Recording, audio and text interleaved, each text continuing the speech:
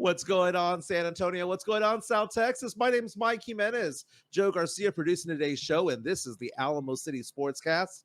Again, coming at you from the Alamo City, San Antonio, home of the Riverwalk, home of the San Antonio Spurs, home of the UTSA Roadrunners. You know what? It is Friday. We have come to the end of the week. Just realized that it's Friday. Looking forward to this weekend. But Joe, how are you doing today, my man? Doing good, man. We have a lot to talk about in today's show. Today, one of our good friends, a guy I used to go to high school with, Angel Gutierrez on Twitter. He's known as Angel Por Vida. He had put something up here. It was interesting. They're talking about Rod Strickland and the infamous pass in the overtime game against the Portland Trailblazers way back in the day that still is a soft spot for us Spurs fans. And they had Rod Strickland on their podcast talking about the infamous play. So we'll talk about that. I also went ahead and talked to Ryan over at All Access MMA. So we're going to talk a little bit about MMA and preview the fight that's coming up over at UFC 58 this weekend.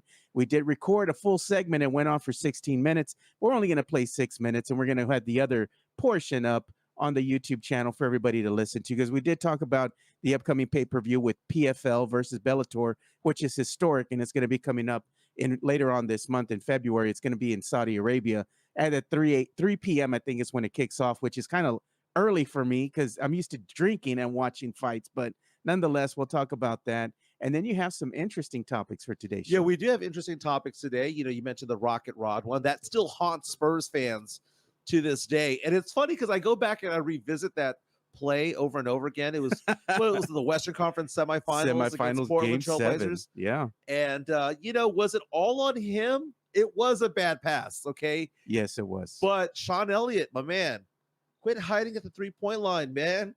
Go towards the bucket. So we'll talk about that for a while. We'll have to call that play up, man. Show that play. See what happened, okay? Yeah. I think they do have the highlight or something like that. We'll go ahead and get into it. You know, the NBA All-Star reserves were announced yesterday, and no surprise, Victor Wembanyama's name was not called up there. But we were surprised as Spurs fans. We wanted him to be called up. No. Man. There's no Spurs fan in their right mind who thought that Wemby was going to be named an All-Star. I wanted him to be named, but I knew in my heart that he was not. I can count. You know? I can count the number of Spurs wins on my hands, dude. You know, that's how bad this team has been this year. He wasn't going to be named a reserve right now, but can he be named a replacement because he's on the short list right now? And you think Kawhi is going to play? That's right. Kawhi is probably not going to play. Anthony Davis probably won't play. LeBron might not play. So there's a lot of that going on. And a lot of people are giving crap to like Steph Curry, saying that Steph Curry does not deserve to be in it. I'm sorry, but the guy averages 27 points per game. What games are you watching? This guy is the star of the NBA alongside LeBron James. Of course, Steph Curry was going to be named it. So we'll talk about that for a while. Wemby did get honored by the NBA yesterday, by the way, rookie of the month for the month of January. Dude, Chet Holmgren's performance has just gone off a cliff. Wemby is now in the driver's seat to win Rookie of the Year. If he wants it, it's there. That's right. You know, we'll be talking about also pop culture and nostalgic things because we like to do that here. God. There is a certain South American Instagram model with more than 4 million followers who's got a gigantic booty. Okay, gigantic. Would make BB Rex's booty look skinny. Hey, don't be no slander on BB, man. But she's complaining about what it costs for her to travel because of that badonkadonk. Okay, so we'll have to talk about that. Does she need a seat extender for the badonkadonk? Dude, it looks unnatural. I like big booties, dude, but this is a little bit unnatural, right? Oh man, like you know, Sir Mix-a-Lot said 36, 24, 36. Only is she 5'3". Okay, this is like 50, 31, 4'11". Wow. We'll talk about that. By the way, before we get going into the show, props to Joe for expanding the network over here. I wish I could say that I had anything to do with this, but you take all the kudos when it comes to it. I was listening this morning to Brandon Medina's new podcast. Tell us about Brandon's new show. Yeah, Brandon's doing a show that's Generation Duo. Generation Duo, and it's kind of offbeat. You know, it's about comedy. It's about life. It's about whatever the hell two guys that are separated by 10 years that are friends want to talk about. And it's very interesting. You all got to check this out. I think the first episode from what I was listening to it, Brandon and his friend Johnny are out here talking about aliens and dad rock. They're talking about what do you classify dad rock as? And they have Nickelback and all that kind of stuff on here. So I'm going to go ahead and share the screen real quick. If we can here. So give me a second. Or so maybe you can bring it up on your end. While you talk about that, by the way, yeah. Fact of the matter is that I felt a little bit old listening to it. You felt dated? Yeah, I did because, in this whole dynamic here, you have Brandon, who is in his 20s, right? Yeah. Texas Tech grad, was on San Antonio Sports Star for a while. You have Brandon out there who's in his 20s, who is a homeowner, who has a wife and a kid and all that stuff. And his best friend is 10 years older, who happens to have no kids, never married, I think lives in an apartment, and just the dynamic between the two. They're funny. And they start talking about dad rock. But the whole thing about dad rock is that even I think it's old. And that's considered to be dad What's your rock. favorite dad rock band? What did they say? Incubus. Oh, my God. When they were getting into that, when they were getting into Stained and all that stuff. Oh, God, dude. Because when I think of dad rock, I think of yacht rock, man. I'm of the age of thinking that Michael McDonald and Christopher Cross, Beach Boys, and stuff like that is dad rock. You're throwing in some Michael Bublé. I'm done with you. There you go. There you go. Do you want to play a part of this? Yeah, let's go ahead and play some of it. Yeah, this is a genuine toss-up. And so what we've seen is you and I are into so many similar things, right? We nerd out on a bunch of different stuff. So you'll hear us talk a lot about nerd topics. We love pop culture, love movies, love sports. However, we view the world very differently because of our age gap, and we've seen that.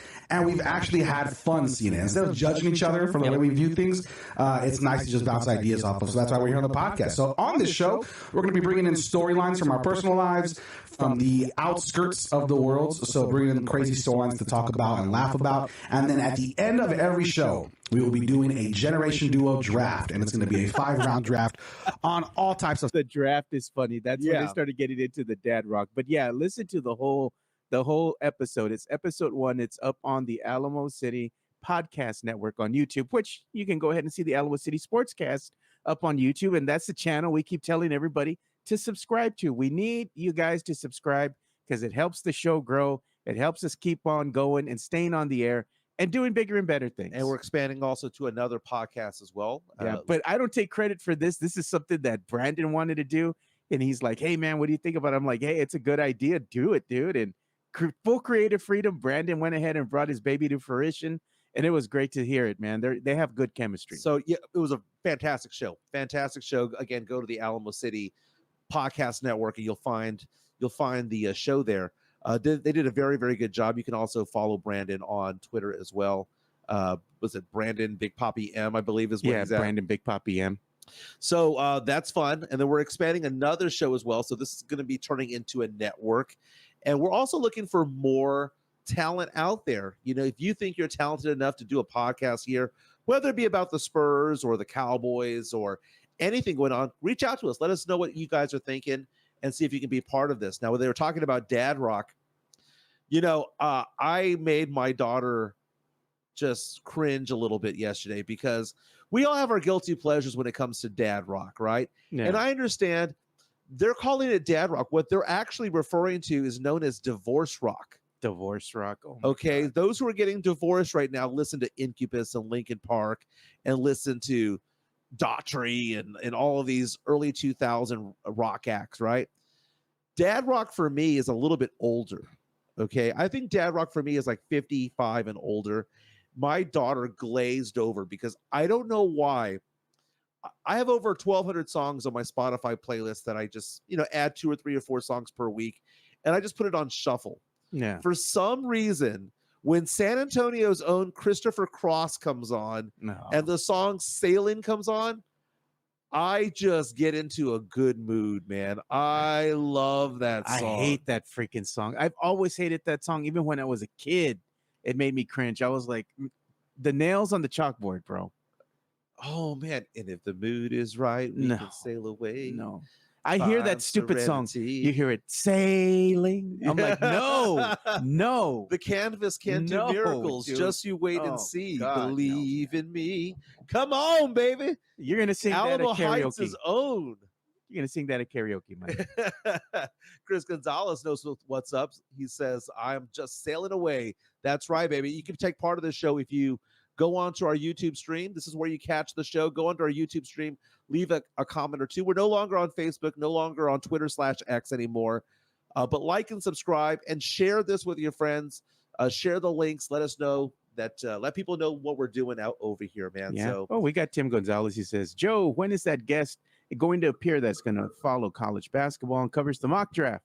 We're going to have him on possibly next week. I'm going to be reaching out to him this weekend. We have more than one. We have two of them. Yeah, and I have a good buddy of mine who's also always, he lives and dies by March Madness. That's right? those are my friends too, man. And I'm going to be going to Vegas, by the way. So we're taking the show on the road. I'll be doing this show, the Alamo City Sportscast, from Las Vegas the first 2 days of March Madness from a casino out there. How drunk you going to be, though? It's going to be 8 a.m. over there. You're going to wake up drunk. You're going to be so drunk you wake up and you're still drunk. I'm going to be drunkety drunk a little bit. I'm going to be there with a mimosa. Be there with a Bloody Do the Mary. show in your freaking robe, bro. How cool would that be? So I'm going to be staying over at, I believe, the Mirage.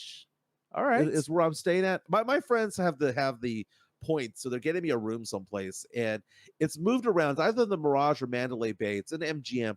It's not a bad place, man. I mean, you could stay in worse. Yeah, so it's good that they're going to put you up in some place nice. Yeah, it's a nice place. I don't care where I'm at in Vegas, to be honest with you. No one stays in the room anyway. Just go there to sleep. Go there to sleep and pass out, right? Because we're going to be out there. We're going to be eating. We're going to be drinking. We're going to be doing all that stuff, which means I got to lose a little bit more weight before then. Dude, this morning I did my weigh-in. The middle number changed. I lost officially pound number 15. That is right. I'm the lowest I've been in 2 years, and I'm about 10 pounds away from where I was when I was running half marathons. You want to lose some weight, man. You go work out with Jeff, dude. No, Jeff doesn't make you lose weight. Jeff makes you bulk up. Jeff is not about low reps. I mean, high reps, low weight. He's all about throwing the weight up there. He's about bulking up.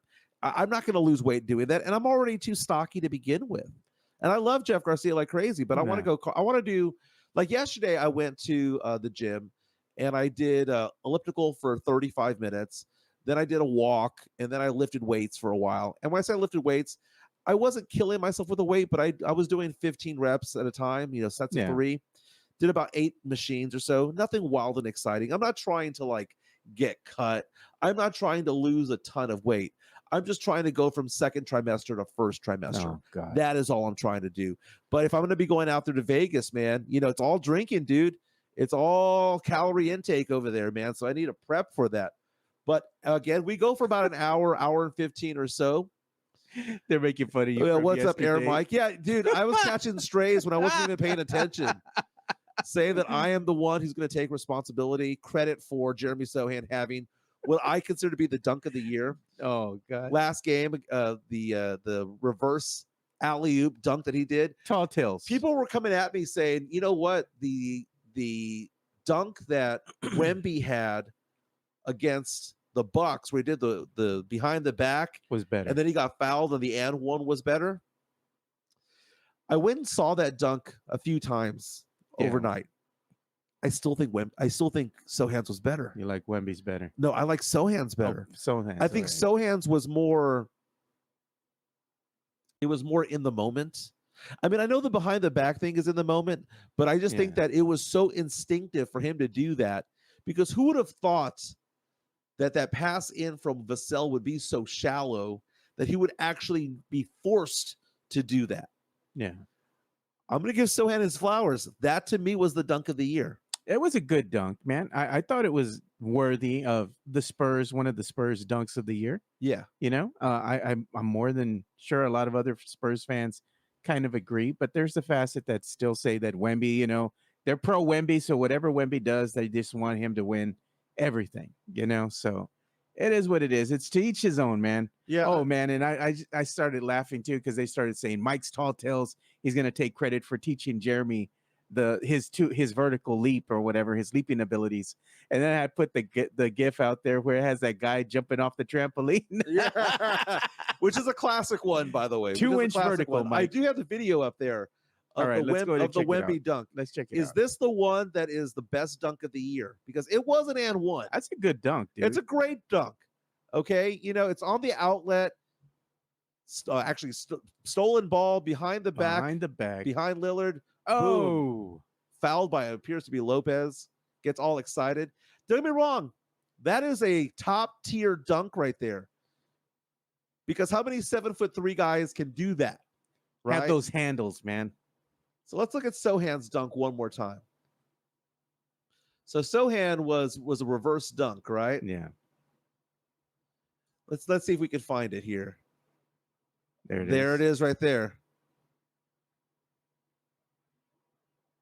The slow-mo doesn't do it any justice, man. I mentioned that yesterday. He caught the ball in air, mid-stride, kind of adjusted behind the back. And taking a look back at the rim. He didn't do it blindly. He's looking at the rim. And he protected the ball because Suggs was going in there for the block. Dude, I know. And he was fouled on it. And Wemby right there is probably startled.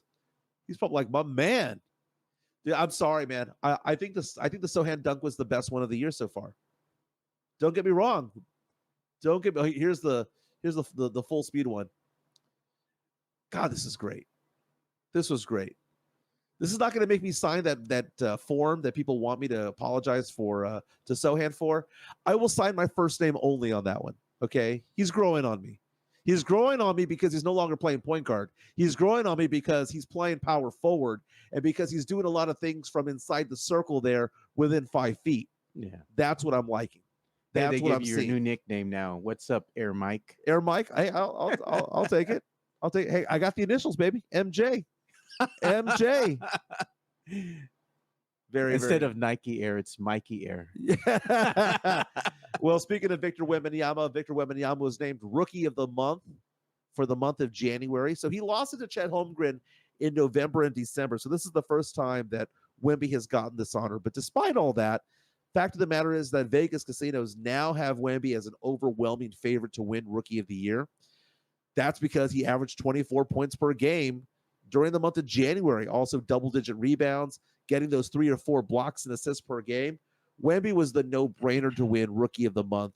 And now the question becomes, can he look forward to getting an all-star berth, if you will, because the reserves were named yesterday, but he would need to be named as a replacement. And there are probably about 4 or 5 players right now that have legitimate arguments for getting into the all-star team, right? Julius Randle made it in the Eastern Conference. Yeah, as far as the reserves. Identical stats to Victor Wembanyama. Okay, same number of points, same number of rebounds. Now, Wemby, since January 1, has been playing like an all-star. That is no doubt. Yeah, he didn't come out the gate doing that, but he really did show everybody what he's capable of. Last 20 games. Yeah, exactly. The last 20 games. And the question becomes, is he going to be because someone's going to sit out the game, dude. It happens all the time. People have been all-stars 8, 9, 10, 11 times. They don't want to do it anymore. They say that they're injured or they tweaked this, that, or the other. I think Anthony Davis, I think Kawhi Leonard are probably going to be the most likely ones to step out. De'Aaron Fox is probably the first person on the board when it comes to, hey, this person should be an all-star. People were kind of confused as to why Karl Anthony Towns made it over De'Aaron Fox. That was the debate yesterday. But De'Aaron Fox will be the first person called if there's a replacement. Now, if there's a second one, who's that going to? Is it Alperen Şengün? Is it Victor Wembanyama? Is it Domantas Sabonis? That is the big question. Wembanyama said something too. They had asked him, "Hey, man, what if you get called as a reserve? That kind of scenario in case let's say somebody can't make it. Yes. And he's like, "Well, I would be honored to be nominated or go to the All-Star game." But he was saying, but honestly, he said like something to the effect of, "I would rather Jeremy get called." Yeah, and that's cool because well, let's talk about that in a second. Devin Booker made it on the Western side. Anthony Edwards, Kawhi Leonard, Anthony Davis, Paul George, Steph Curry, Karl Anthony Towns. On the Eastern Conference, though, that was the snub that we were talking about, how Jeremy Sohan was not part of the sophomore team, the freshman versus sophomore team. He got let out of that. But Paolo Banchero, who's in his second year, was named to the All-Star team. So he's probably not going to do the sophomore challenge, which opens up a spot. Maybe Jeremy gets to go in there. Eastern Conference All-Stars that are the reserves: Donovan Mitchell, Tyrese Maxey, Julius Randle, Bam Adebayo, Paolo Banchero, Jaylen Brown. And look at Jalen Brunson, man. Jalen Brunson is a great story, man. Jalen Brunson is somebody who's kind of people didn't believe in him for a while. Last night, goes out there. I loved it when they announced him, because when they announced him, they said Jalen Brunson just named All-Star for the very first time, and Madison Square Garden just erupted for that Knicks They're happy player. for him. Yeah, man. Guy's averaging like 27 points per game. Let's hear this interview with him real fast. Yeah, you have it up. This is courtesy of MSG. All right, let me go ahead and bring it on here. And here we go. Tell me if you're playing it. Do we have audio? Is it off mute? I don't know why the audio doesn't work on here. Okay, well, Jalen Brunson rather, was interviewed after his 40-point performance yesterday. We just look at the video. He is in tears. He is crying about being named to the All-Star team, and this is a very beautiful thing. Very beautiful thing. Over on our YouTube stream, Vane Stain saying the Mavs fumbled Jalen Brunson because he played with the Mavs, and the Mavs let him go because they went after Kyrie Irving instead. And that was a disaster. Brunson was on the come up, whereas Kyrie Irving was on the way down. Like Chris Gonzalez, he says, now I'm singing Sailing as he's watching the show. Oh, God. It's a beautiful written show. But look at this. I mean, isn't this the greatest thing about it? Think about what we were talking about yesterday. We were talking about how there were certain players that were pissed off about having to play 65 games in order to be named to the first team all team, first team all NBA, second team all NBA, being named defensive player of the year, MVP and whatnot. And look at this guy. Jalen Brunson looks like he'd want to play all 82 games, and it doesn't matter if he's hurt or not. There's a different breed, man. There's a different type of player out there. And when the Spurs are going out there looking for someone to bring in as free agents or looking to draft, I want them to have this desire.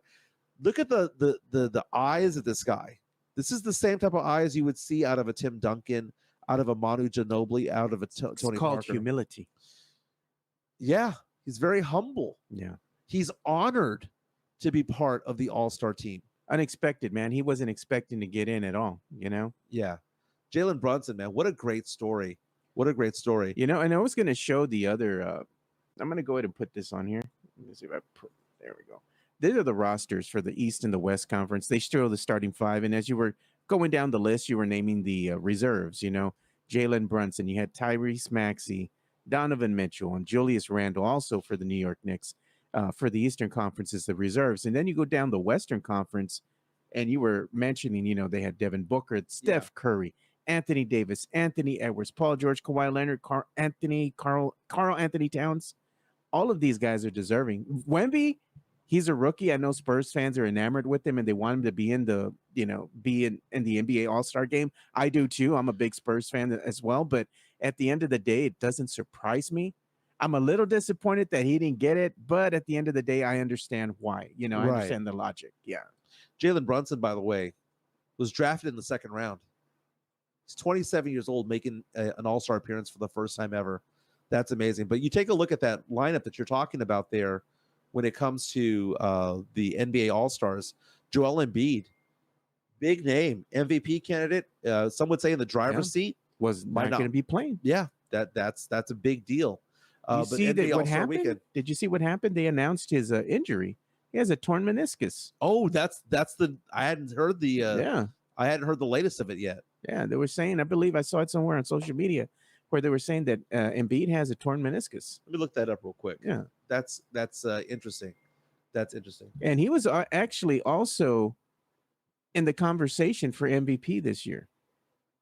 His name was being thrown around. Let's see here. So according to ESPN, this dropped late last night. 76er star Joel Embiid suffered a torn lateral meniscus injury in his left knee against Golden State. Jonathan Kuminga fell on top of him. Yeah. Goes on to say that there's going to be a treatment plan in place for the injury, and the options will be discussed over the next several days.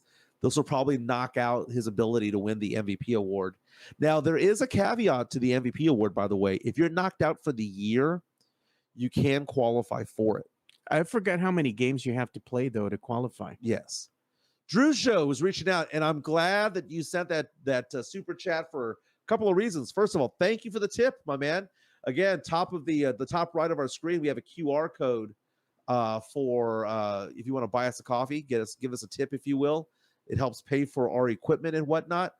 But I was actually going to pivot to this, Drew, so you were right on time. It says apparently Steven Adams was available for an expiring and a couple of second rounders. He makes $12 million per year. Spurs did nothing. The usual suspects will continue to defend, pop in the front office till Wemby leaves. So that was interesting because, again, the trade deadline is a week from today, and trades are already happening. And that name that came up was Steven Adams. And the Spurs have been enamored with Steven Adams. I love that guy, dude. I mean, I know he's an older player and whatnot, but I love that guy. And the Houston Rockets made that trade with the Grizzlies. Steven Adams for Victor Oladipo, 3 second-round draft picks. So, I mean, like you said, it's an expiring deal going that way. Are we going to sit here and believe that Brian Wright's going to do nothing? I totally believe Brian Wright will do absolutely nothing because he wants to stay the course. Because let's face it, if the Spurs make trades at the trade deadline, what does that indicate? That they are no longer tanking when they've been tanking hard since the beginning of the season. Now, I don't think they're going to bring somebody in. They're going to make every attempt in the world to get draft capital. That's what they're going to do. They get more draft capital again. We're just getting younger. We've done it repeatedly over the past several years. We got draft capital for Derek White, for Thad Young, for Jakob Poeltl, for DeMar DeRozan. We've gotten draft capital for DeJounte Murray. Maybe they'll get draft capital for Dougie McBuckets, Doug McDermott.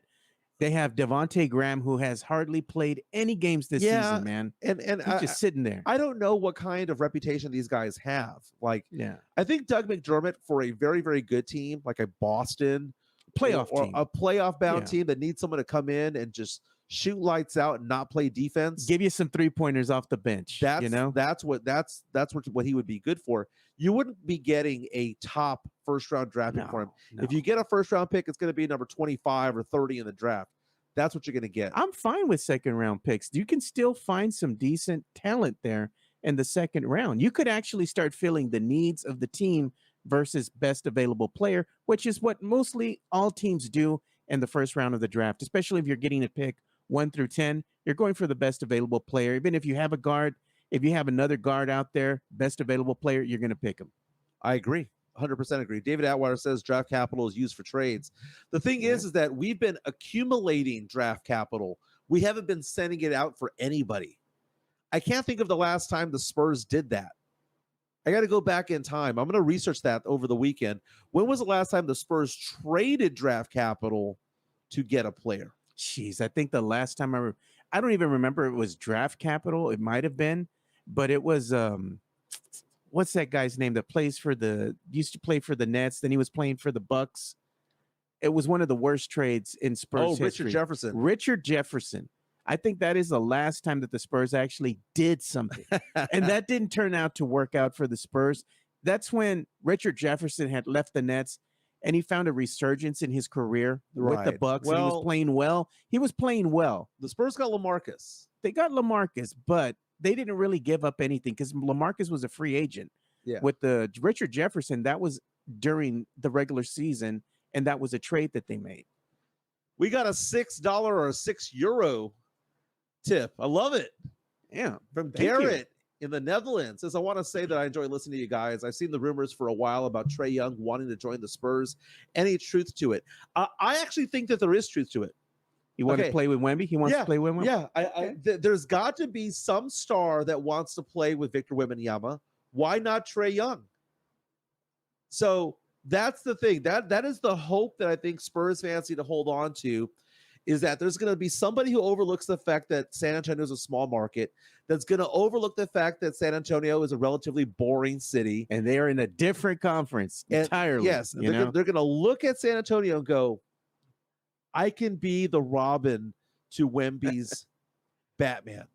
Hey, and Trey can drop some dimes, dude. He can put up some points, and that's what they need. Man, dude, a team of Trey, Sohan, and Wemby would be so entertaining, but it also we'd lead the league in turnovers because those three guys turn the ball over like crazy. But then you have some balance there. If in fact they did do that trade and you kept somebody that could actually play a little defense, and you kept Sohan, but you'd have to get rid of Keldon. You'd have to say bye to Keldon. You have to send somebody. Keldon, you'd probably say bye to Doug McBuckets, Dougie McBuckets, Doug McDermott. You'd probably say bye to Vassell as well. You probably would. But you do it anyway. You'd probably do it. I mean, if you want to win games now, you would do that. The only untouchable name on this entire roster is Victor Wembanyama. Yeah. Everybody else can be had. I agree. Now, the Spurs do have the possibility of having 2 first-round draft picks this upcoming summer. Spurs have their own, which is right now the Spurs have the 3rd worst record in the NBA. So Spurs would be picking somewhere between 1 and 7 if it ends that way. Spurs also have Toronto's pick, which is top 6 protected rather. Right now, Toronto has the 6th worst record in the NBA, so there's like a 50-50 chance of us getting that. If that doesn't convey this year and moves into next year, Spurs have their own. Spurs have Atlanta's. There's no restrictions on it. The Spurs have Chicago's top 10 protected. They have Toronto's top 6 protected if it doesn't convey this year. And they have Charlotte's top 14 protected. Anywhere between 2 minimum up to 5.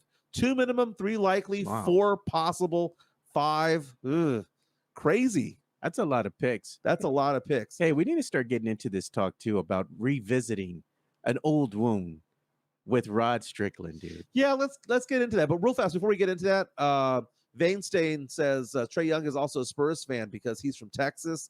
Drew Show says if you're going to get Trae Young, it's only going to be via free agency. They won't trade for him. Oh, he said more pipe dreams. More pipe dreams is what he's talking about there. I like that comment by Jesus. Before we talk trades, we need to get Wemby some help better down the line on defense. All that length, and he refuses to lift his arms to contest a shot. The thing is that the Spurs don't have anybody there that plays defense, and that's the problem that I have with Trae Jones rather. Trae Jones playing a lot better this year. He's improved his shot. He's improved his finishing ability. Guy can't play defense. Vassell was a defensive lockdown guy in college at Florida State. Yeah. Doesn't play defense anymore. We remember the Keldon Johnson doesn't play defense as much anymore because he is, undersized. He's being called upon to put up points. The best defender on the team arguably might be Jeremy Sohan. It is, yeah. But Sohan only can guard people of a certain size. If they're about 6'5" to about 6'9", he can lock them down. If they're taller than that, they go through him. He's undersized. He's undersized at that point. Yeah, especially if he's down in the paint. Yeah, he's going to get punished. And Wemby, Wemby is kind of like Deion Sanders, right? They just don't challenge him. Yeah. He gets blocks from playing weak side defense. They don't challenge him because he's so freaking tall. So, Wemby, I guess, arguably is our best defender. Sohan is the best one-on-one defender, is what I'm saying. Yeah. And that's not saying a lot, because Sohan, he's okay. He's a good defender, but he's not like one of those lockdown guys, like a Bruce Bowen-esque guy out on the wing back in the day that would just shut guys down. Yeah, and I don't know. I don't know what else he needs to do to get better to make that happen. But let's talk about Rod Strickland real fast.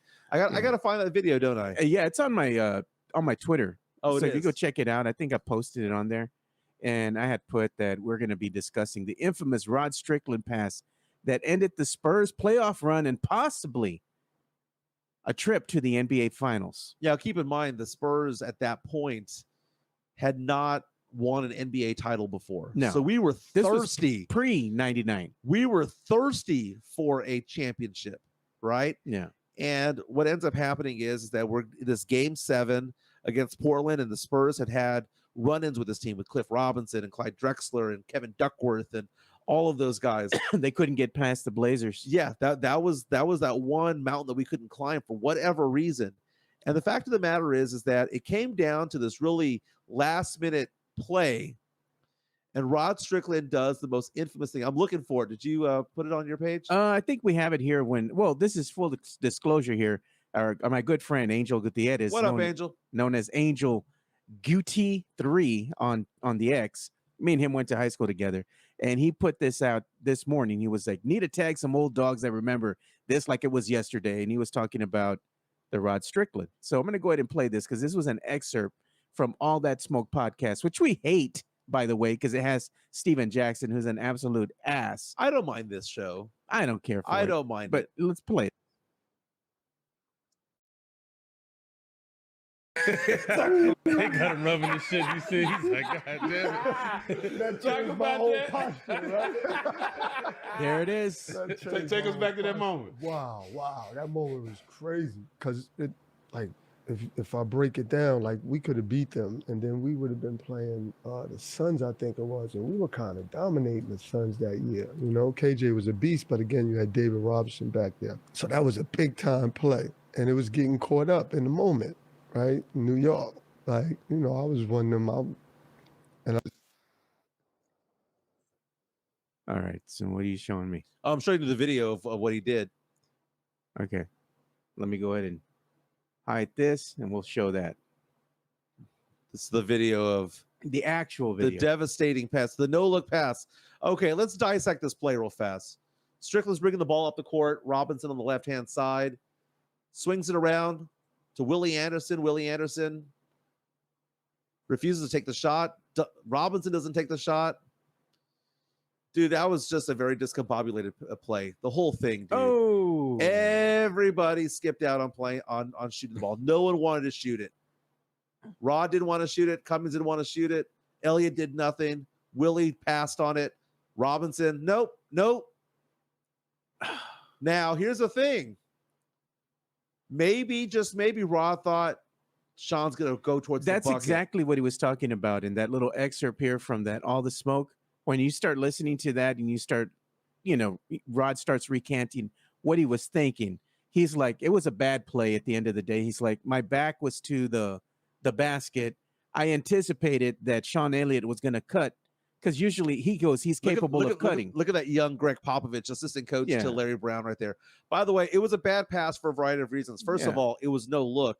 Secondly, Jerome Kersey was standing right there. Rod couldn't see anybody because he wasn't looking. He had his back to the basket, And who did Rod play for before coming to the Spurs? Oh, man, I don't remember who he played. Didn't he play for Portland, or did he go to Portland afterwards? I think he went to Portland afterwards, but I don't remember who he I know he played for the Knicks for a while. He played for several teams after he played for the Spurs. But that was an infamous play. The Spurs ended up getting knocked out, and as he mentioned, the Spurs dominated the Suns that whole season. That would have been our first time going to the NBA Finals potentially. They could have gone, man, because what was sitting right in front of them was Portland, and Portland was giving them fits. But the Spurs could have won that game. But dude, nobody wanted to shoot. Rod drives in, does nothing. Terry defers. Sean swings it around. Willie didn't take the shot.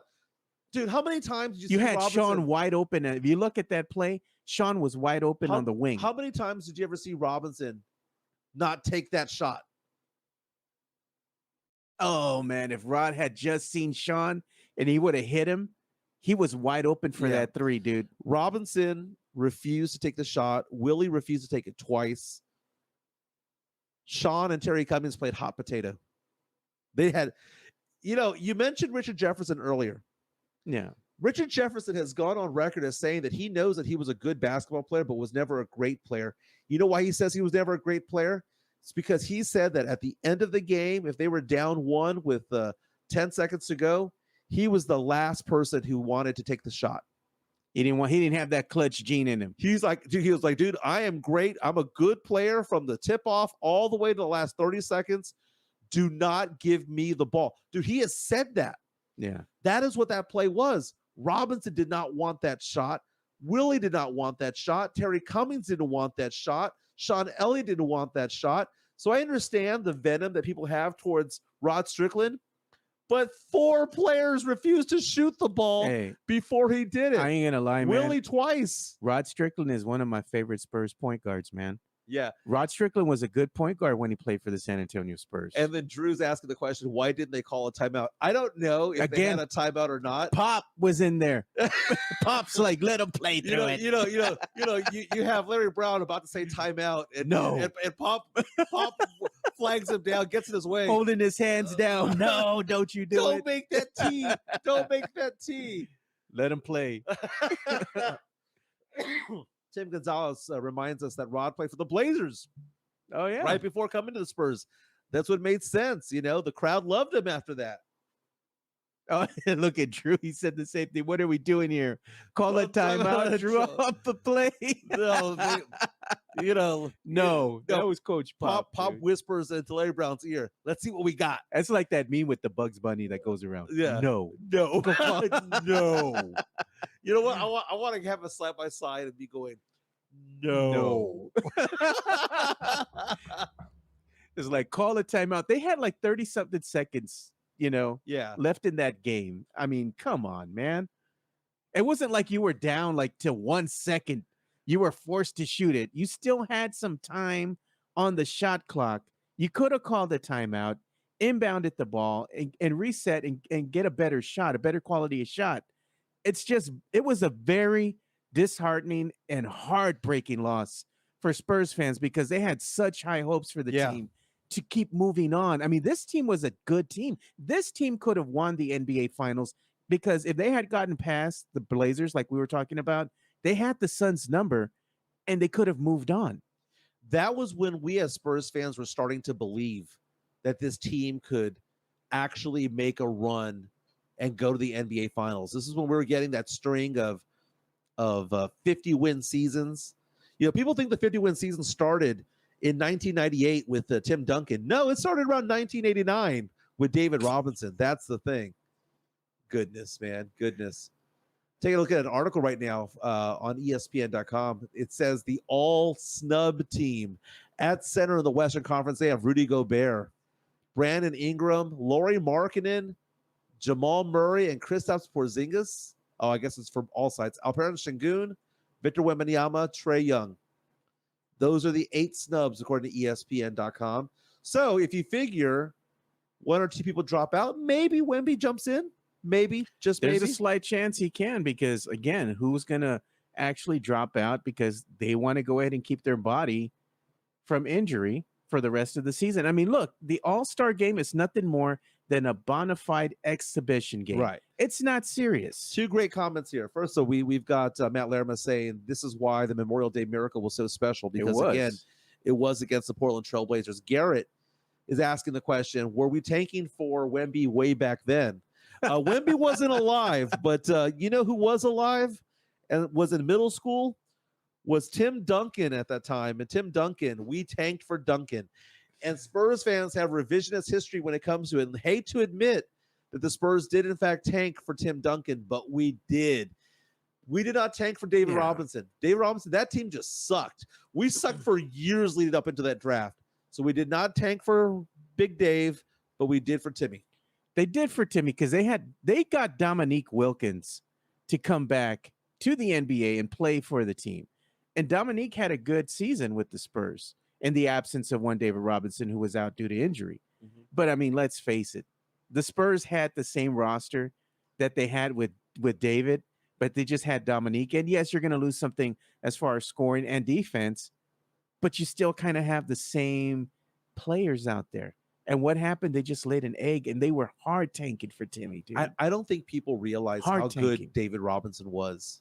He was, dude, David, back in the day, he was a unicorn. He was one of these guys that the league had never seen a guy at David Robinson's size be as athletic and able to do what David Robinson could do. So on the court, especially in the paint, so dominant, a defensive presence, just blocking guys, and so athletic for his size. And his speed was unreal. Like, David Robinson is a very special player. If you go back and watch the tapes when he was in his prime, I mean, the guy was unreal. You know how we talk about like the greatest quarterback of all time versus the best quarterback of all time? Tom Brady is the greatest. Patrick Mahomes is the best.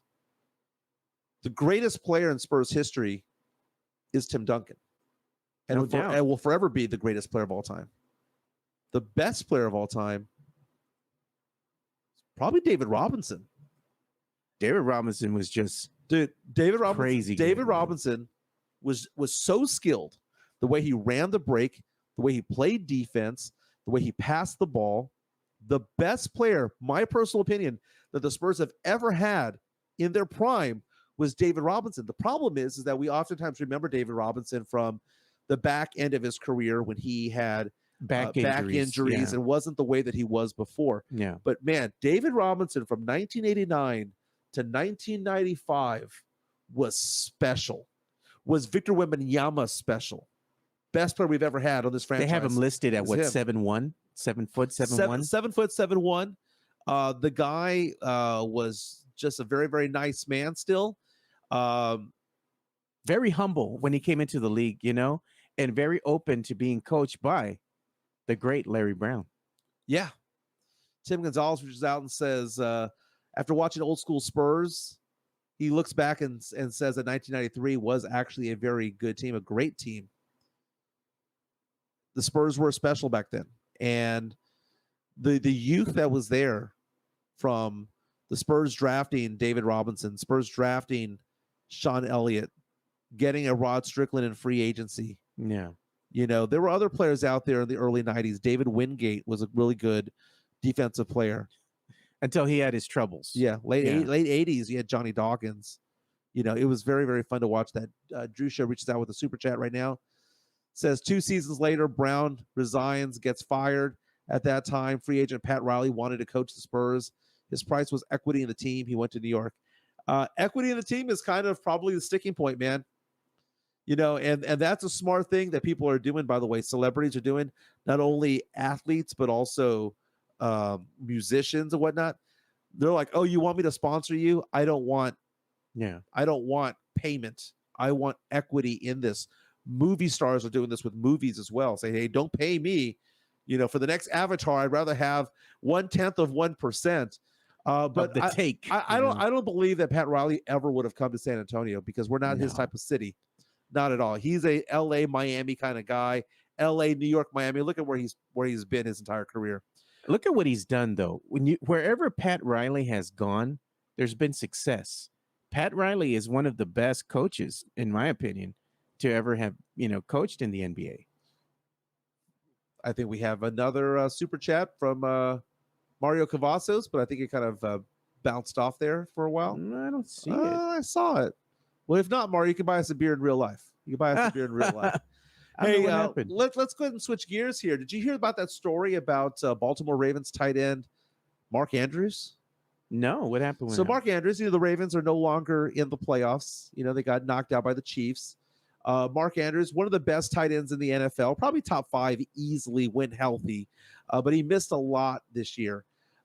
He is being called a hero because yesterday he helped a woman who was having a medical emergency on a Southwest Airlines flight from Baltimore to Phoenix.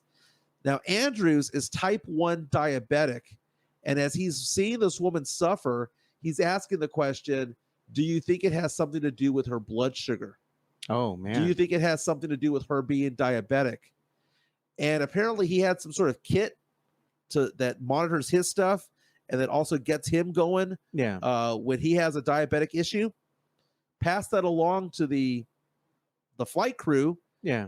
And lo and behold, she comes to. You know, she's better because of it.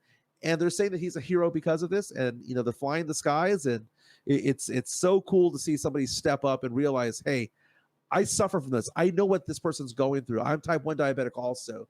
But Mark Andrews of the Baltimore Ravens called the hero today. We doing pop culture today? Yeah, we can do it. Do you want me to go ahead and get the music ready? Go ahead and get that Cue ready. it up. And I'm going to look up some photos of this girl.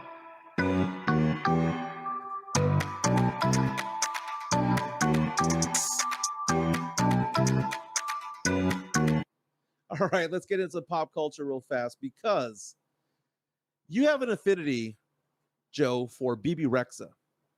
Oh yeah, right? man. BB Rexa's your girl, right? What's wrong with BB? Why do you like BB Rexa so much? No, man, she's what's your favorite body part of BB Rexa? All of it. All of it. She got something to grab onto, keep you warm, bro. Even BB can go chill, man. Like she looks like she's just a chill kind of girl, you know? Like she'll go and watch sports with you. Whatever you all want to do, she'll go with you, you know? Just hang out with you. You want to go get something to eat, you don't got to worry about where you're going because she's on a diet, girl. Just eat. You know, you want to go get some wings, take BB with you.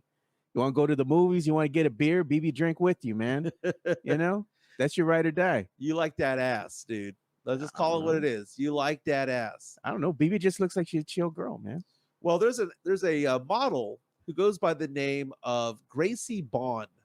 I don't know if you've ever heard of her, but I have a photo of her up right now. Oh, and Mario Cavasso says he brought us a beer earlier. Hey, thank you very much, Mario. I saw it man. flash, but I didn't see a comment behind it. So maybe that's what it was, man. It was a notification. Yeah. So Mario, thank you so much for that, man. Mario. Appreciate it.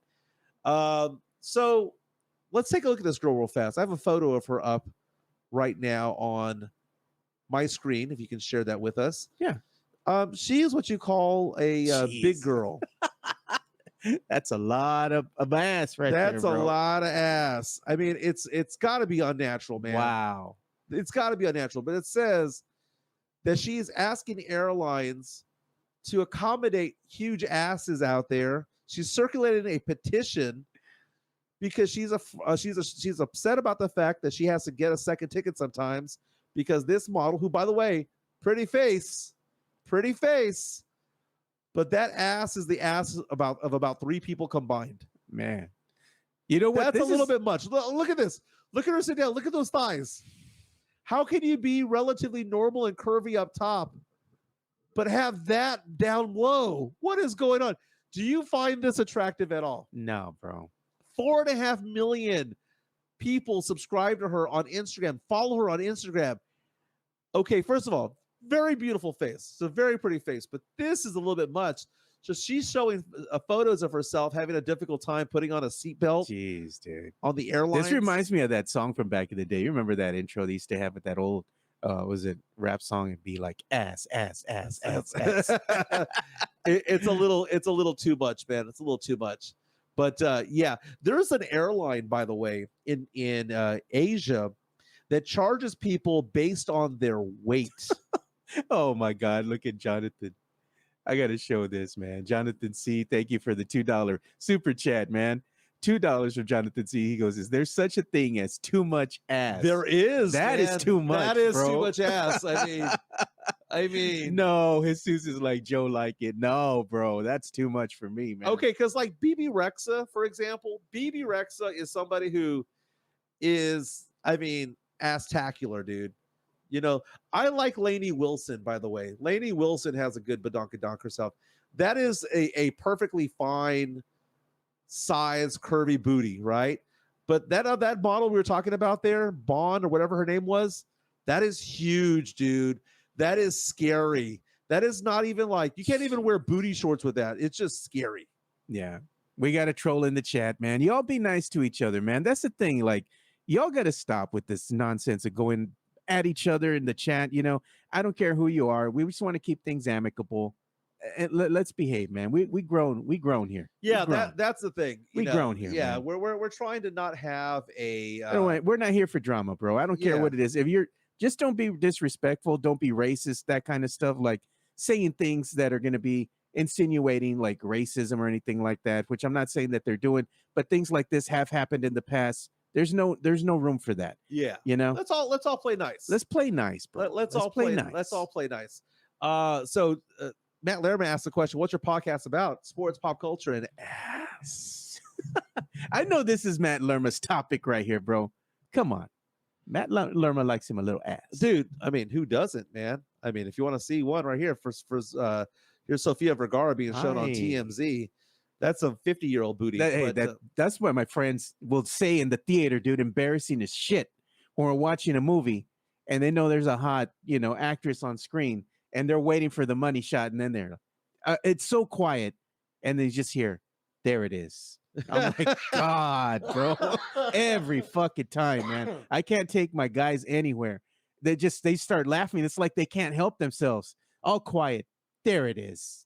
I'm like, geez, bro. That's so funny, dude. No, I don't mind talking about BB Rexa. She's probably the highest, the largest amount of booty that's acceptable, man. After that, it becomes a little bit too much. But I found it to be interesting. I was also mentioning how in Asia there is a. Jesus Rivera says, "I identify as an airplane seat."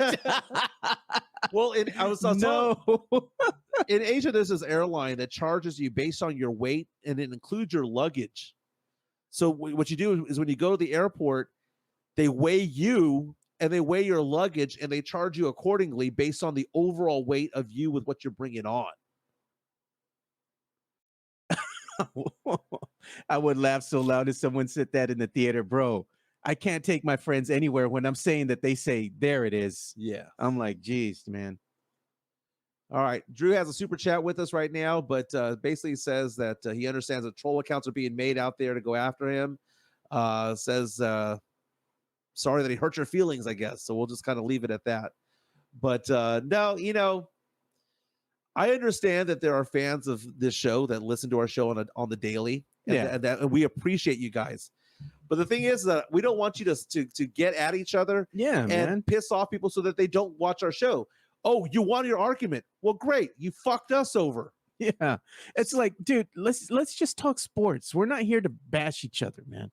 And that goes for all my friends, especially my close friends like Christopher Leja, Spernandez, Chicana Fuerte, Matt Lerma, all these other people that I kind of talk with in private chats beyond just the show. These are my friends. So if you're going to be coming at them, especially, you're going to be talking nonsense, I'm going to block your ass so you can't even enjoy the show anymore. How about that? Yeah. And all we do on this show, by the way, we talk sports and we talk various issues that come up that pop up in our lives. Yeah. And it's supposed to be a break. Sorry. It's supposed to be a break from what we're doing. A break from the real world. From the real world is basically it. I'm excited over this weekend, dude. This weekend, I'm going to be going to the Mardi Gras parade at SeaWorld. Oh, really? SeaWorld San Antonio doing a Mardi Gras parade. I'm going to take my son Justin out there. It's going to be a fun time out there. It's Sesame Street themed. So I got to get my son some Mardi Gras apparel and things like that. Joe Gonzalez reaches out and says, show more nalgas, please. Look at that. Scissor ass. Look up Scissor's ass. You know what? I can't because Joe does his work on this computer. No, this is the laptop. I have my other desktop over there. You can do this one is made. I bought this one just for the studio. So we can do remotes and just, use it here at the table.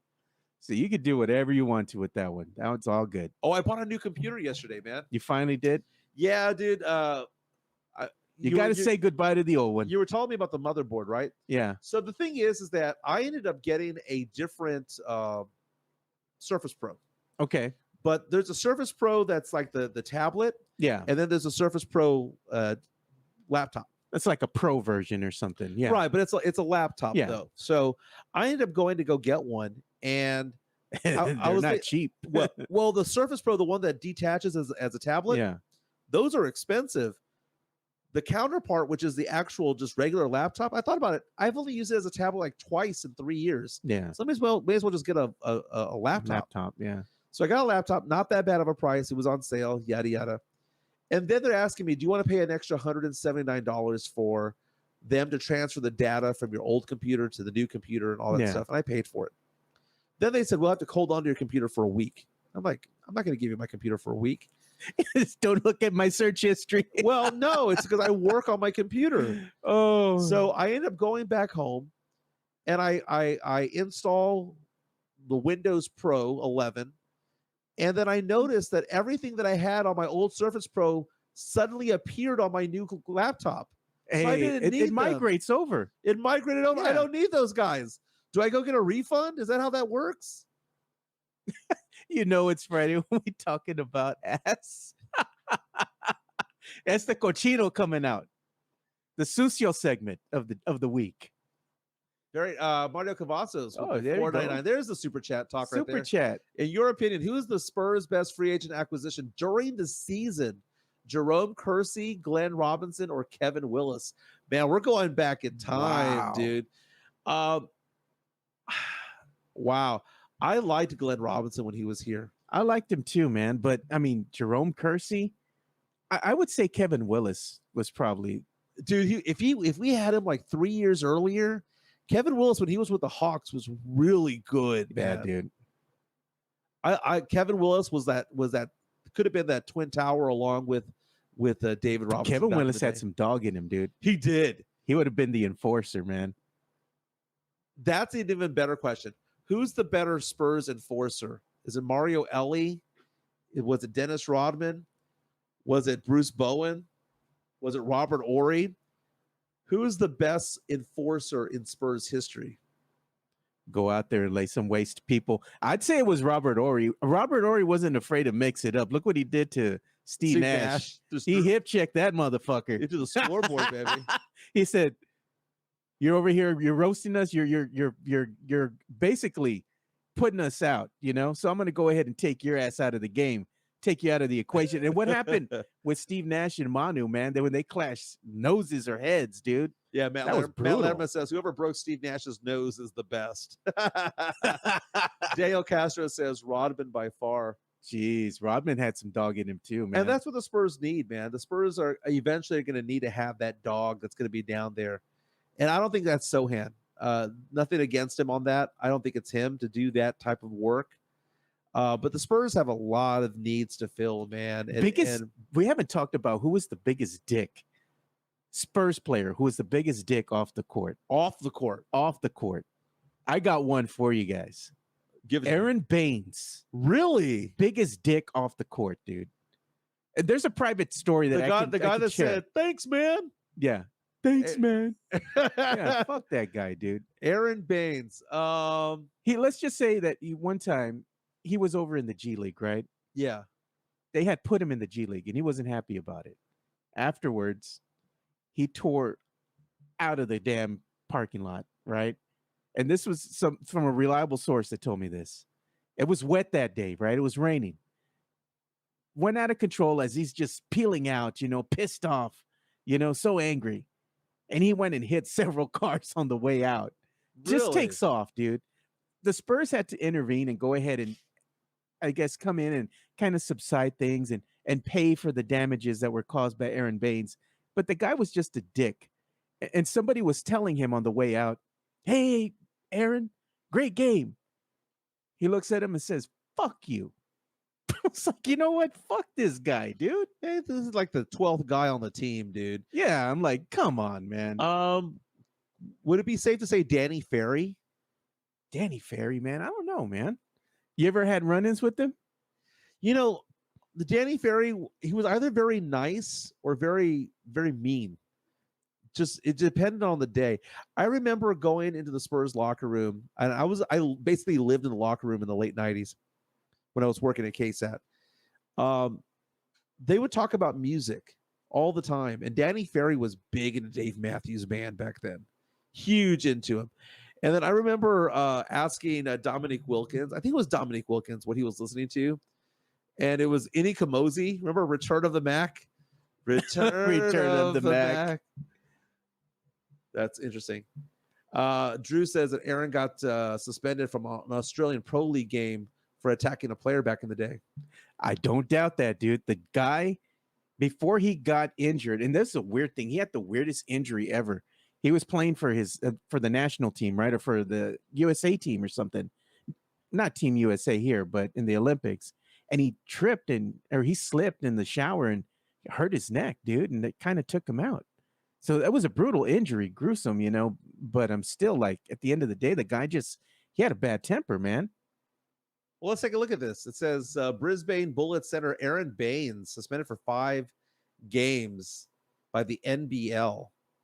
Let's see, when was this? This was in 2023. This was recent. Yeah. Let's take a look at this. He's got a bad temper, bro. Oh, wait. Let's see what's going on here. What is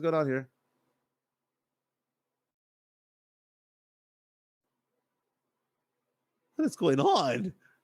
They say he got banned from the entire league. DeJuan Blair. Come up to me at North Star Mall. Look at Baines' eyes. Look at Baines' eyes. Wait, let me go ahead and see. Okay, dude, what's going on with this, dude? Okay, what is he doing? I mean, he's going after two players. He got teed up. I dig the official's attire, man. Wearing green. This is pretty cool. Look, he's ready to kill somebody, dude. Look at that. I'm gonna murder someone, dude. Damn. And of course, their locker rooms are on the same side of the court, right? Great. Let's just go out the same exit, holding hands. I hope the brother doesn't have his car parked in the parking lot because he'll hit it and run, man. There has to be more than just this, man, because this looks like... man, that's just who he is, dude. That's just who he is. Australian.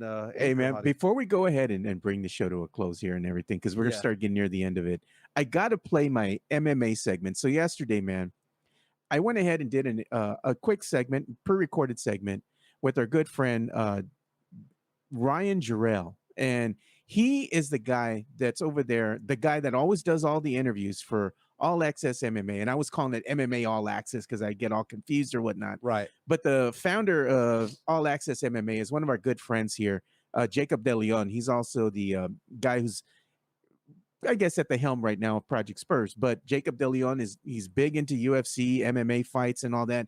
Me, Jacob, my good friend, Jonas Clark, we watch a lot of MMA fights here in the studio on the projector. Okay. In fact, we're going to be watching a pay-per-view that's going to be coming up, the next one on February 17th. And we have a big old, gathering here with just us, and we have a lot of fun. But Jacob doing the All Access MMA, they interview fighters. He gets exclusive footage and all that from a lot of the UFC fighters. So this is going to be a segment that I'm going to play. It's just 6 minutes. If you want to watch the full segment, which is 16 minutes, it'll be up there later on in our YouTube channel. But this is what's us previewing what's going to happen this Saturday at UFC 58. Oh, can't even hear the audio. Hold on. Let me see, which one was this MMA segment? Thing that has to do with MMA. So Ryan, you're part of MMA All Access. So tell us a little bit about that as I show the, your YouTube channel here. You and Jacob De Leon.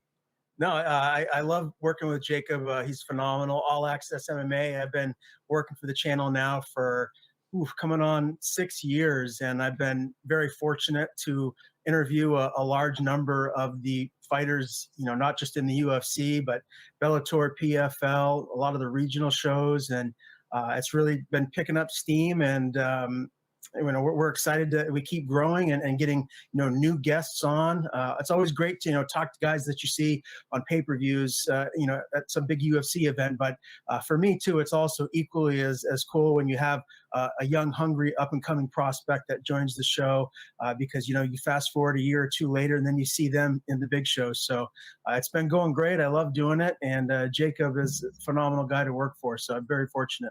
Yeah, one of the best videographers I've ever had the pleasure of meeting, Jacob. Me and Jacob and our good friend Jonas Clark, we all had a little thing going on here when Jacob was here in San Antonio, and we would get together, try to every weekend. We'd watch pay-per-view events as far as MMA goes, and it was a lot of fun just us talking, shooting the shit, so to speak, about the fights that are coming up, and Jacob telling us about the fighters and who he's met and, had the pleasure of doing some work for and whatnot. Well, it was a lot of fun. But we do have some pay-per-views that are going to be coming up. Specifically, we have UFC 58 that'll be happening this weekend. Well, actually, we're recording this on a Friday. It's going to be happening tomorrow on a Saturday. You want to go ahead and let us know a little bit about UFC 58? It's not a pay-per-view, just a regular fight night, but nonetheless, still exciting if you're a fan of MMA. Yeah, back at the Apex. So it's one of the UFC Vegas cards.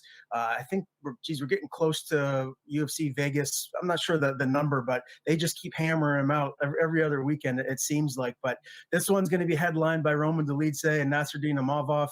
It's a middleweight bout, and both of these guys are, trying to continue to climb up the ladder. So the middleweight division is going to have their eyeballs on this matchup, and it's really interesting because Imavov, 12-4. This guy is a really dynamic fighter, whether it is on the feet or on the ground. He's got 5 TKO wins on the feet, but he's also got 4 submission victories as well. So he's one of those guys that he can get you regardless of where the feet go, or excuse me, where the fight goes. And Dolidze, I don't want to say he's more like one-dimensional, but for him, his best chance of winning is, I think, to keep this standing and make it a firefight. He's got a lot of power. He can be a little reckless at times because he goes for the finish. He's got 7 TKO victories, and this guy's been in there with some of the best in the division. He most recently lost to Marvin Vettori at UFC 286. So high-level competition, he's experienced, and he's got another tough one on his hands in Imavov. Yeah, the thing too with Imavov and Dolidze here is that they're both, evenly matched when it comes to height. It's like one is 6'2", the other 6'3". They both weigh 185 pounds. The age difference, one is 35, the other's 28. Reach, 76 inches versus 75 inches. And the stance is interesting to me. Both are orthodox. Mm-hmm. So even matchup in my eyes, I don't know. I think I might give the edge to the savvy veteran in this fight, because veterans always sometimes find a way to win. But, there is something to be spoken about having youth on your side and being young. You can come out swinging, but if you come out swinging, you might punch yourself out in the first 2 rounds, That is true. Imavov, last time I checked, is the favorite. He's minus 170, Dolidze plus 140 or 150. But this is one of those fights too. Like if you're a betting guy, and it just seems like betting and combat sports is taken off. Everyone is getting in their parlays. This is one of those fights where it really could go either way. It's so close. I could see either guy winning this fight. So if you were going to bet, I wouldn't put a whole lot of money on it individually. It'd be one of those ones where you could, maybe throw the dog in a parlay and it could hit for you. Yeah, we're always betting over here on the show, man. Me and my boy Brandon Medina, we some big time bettors. We do a show called Fantasy Gods where we talk about anything and everything that has to do with fantasy football. And we made a little bit of coin last week, right. And some of our bets. We had the Chiefs and we had the 49ers going to the Super Bowl. So I know I made some money. I don't know about Brandon. He's more conservative. I'm more the guy that likes to go out and have the run and gun style. I'm a gambler, man. So I either go big or go home, Okay. I might have to hit you up before the Super Bowl next weekend because I'm definitely going to throw some money down for sure. Yeah, you stick with Joe. You go in at home in a Ferrari, man. You go with Brandon, you go home in a little Hyundai or something, man. So that was our segment that we had there with Ryan Jarrell of All Access MMA. Make sure you go and check them out. They're on YouTube right now. So subscribe to their channel so you can go ahead and get your daily fix of anything that has to do with, MMA and what's going on, especially with UFC. Very, very, very, very nice. Hey, before we go, let's show one last video for you guys. Yeah. It is February 2nd, which means it is Groundhog Day. Punxsutawney Phil come out of Gobbler's Knob today. They pulled the rodent out. Did not see his shadow, which might be a good thing because legend has it, if Punxsutawney Phil, the groundhog, does not see his shadow, that means we're going to be in store for an early spring. So for those of you who are excited to get out of winter, usually here in San Antonio, though, February is the coldest month. It is, man, and I'm done with the cold. I freaking hate the cold. Dude. I want it to be 70. I want it to be in the low 80s so I can be out in the backyard barbecuing, doing some drinking, listening to some music, having some fun with my friends. We have 2 weeks of fall that are like that and 2 weeks of spring that are like that. Everything else is either super cold, super rainy, or hot as fuck. Dude, I can hang out in the backyard if it's hot as fuck. I got a lot of shade back there. I just take a little fan. Yeah. I sit down in the shade. I even have like a little canopy I can put up real quick if it's that hot. I'm cool, dude. Punxsutawney Phil might be onto something. Today, getting up to 71 degrees. Tomorrow, 69 is the high. Low is just 53. Not bad. I mean, you can go jogging at night. That's like East Coast, You just open up the windows. You don't even need to turn on the AC, man. I'm looking at the next 10 days, man. Lows in the mid-40s to mid-50s. Highs in the 60s. Open up the windows, 70s. Bro. Look at this. Next weekend, though. High is close to 80 next weekend. No, hell no. You have to have AC for that. You can get swamp ass in the house, bro. Well, it is Friday. I'm going to get the heck out of Dodge right now. Hope everyone has a fantastic weekend. I'm on my way to Ding Hao. Going to go have some lunch with my folks, man. There you go. We're going to go to Ding Hao. Going to get some Chinese food in me. No rice, just veggies, please. You can have the steamed rice. No, man, it bloats me out, dude. Oh, okay. It bloats me out, dude. So not gonna do it. Not gonna do it. But again, hope everyone has a fantastic day. It is Friday. Support us again. Like the show on the way out the door. Go ahead and send us Jonathan C. Jeez. Jonathan C. with a great comment to end the weekend. Gobbler Snub. That's my ex-girlfriend's nickname. You know what? Oh my God. Have a great weekend. We're gonna end on that. We'll see you guys. Have a good weekend.